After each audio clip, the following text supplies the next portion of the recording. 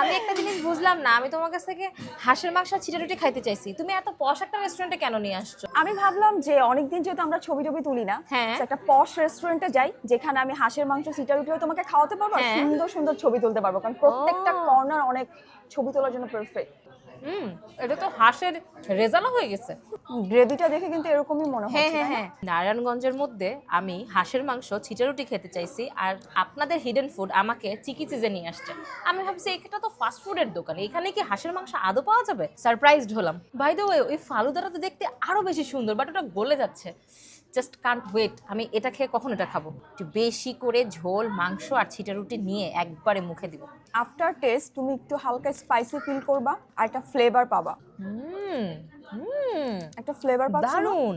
সব জায়গাতে হাঁসের মাংস শুকনা শুকনা অল্প ঝোল আর তেল বেশি খেতে খেতে একটু অন্যরকম হয়ে গেছে মুখের টেস্টটা।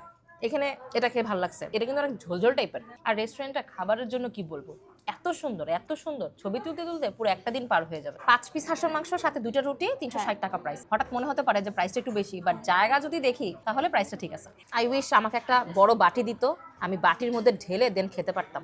মজা। অ্যাড্রেস বলো। অ্যাড্রেসটা হচ্ছে চাষারা শহীদ মিনারের পাশে এমডি স্কয়ার বিল্ডিং এর লিফটের 2-তে। ভাই নারায়ণগঞ্জ ইদানিং এত উন্নত হইতেছে, 2 দিন পরে প্লেনের টিকিট কাইটা এখানে আসা লাগবে। আল্লাহ হাফেজ।